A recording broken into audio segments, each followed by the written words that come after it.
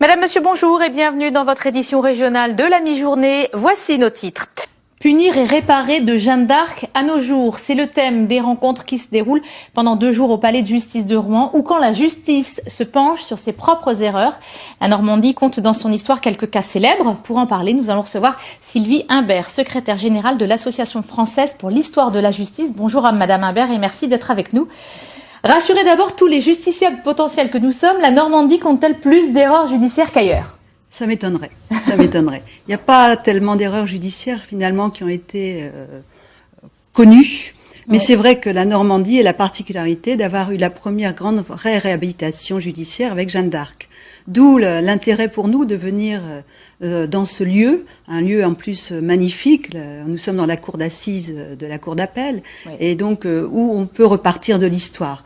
Partir de l'histoire est un de nos objectifs.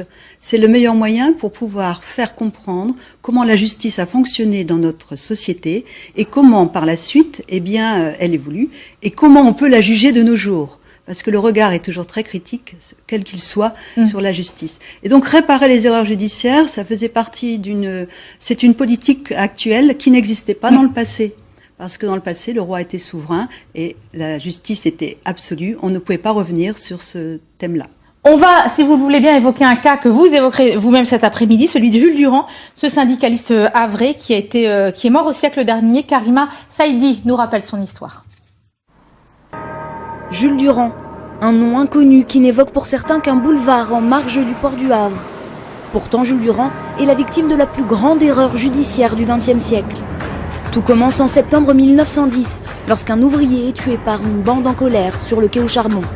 L'ouvrier est un renard, un briseur de grève. Jules Durand, alors à la tête du syndicat des charbonniers, est arrêté, puis condamné à mort.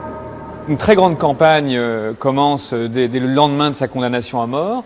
Une campagne syndicale, une campagne des parlementaires, une campagne des journalistes. Et tout cela aboutit à une grâce partielle de la part du président de la République qui va commuer sa peine de mort en 7 ans de réclusion criminelle.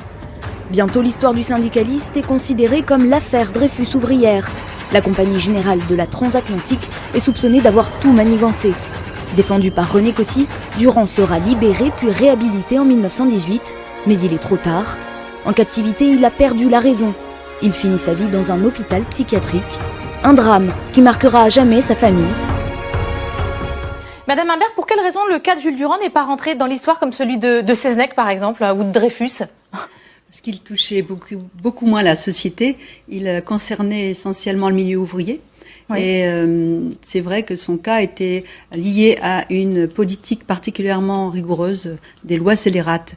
Et donc, pour commémorer cet événement, ce soir, à l'Omnia, on a la primeur de la présentation d'un documentaire sur Mémoire d'un condamné avec les descendants de Jules Durand. Et donc, c'est ouvert à tout public pour ceux qui veulent en savoir plus. Je voudrais qu'on parle du XXe siècle et finalement, il n'y a eu que 11 révisions de procès, 11 réhabilitations.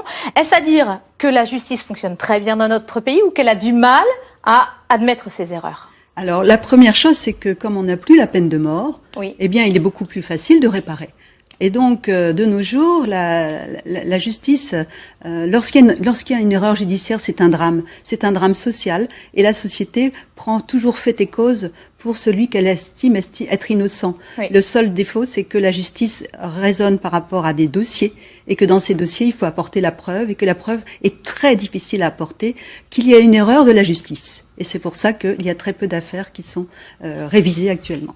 Merci à vous en tout cas d'être venu nous en parler. Et puis je rappelle que ces débats, ces colloques sont ouverts à tout public pendant 2 jours. C'est donc au Palais de justice de Rouen. Merci. À vous.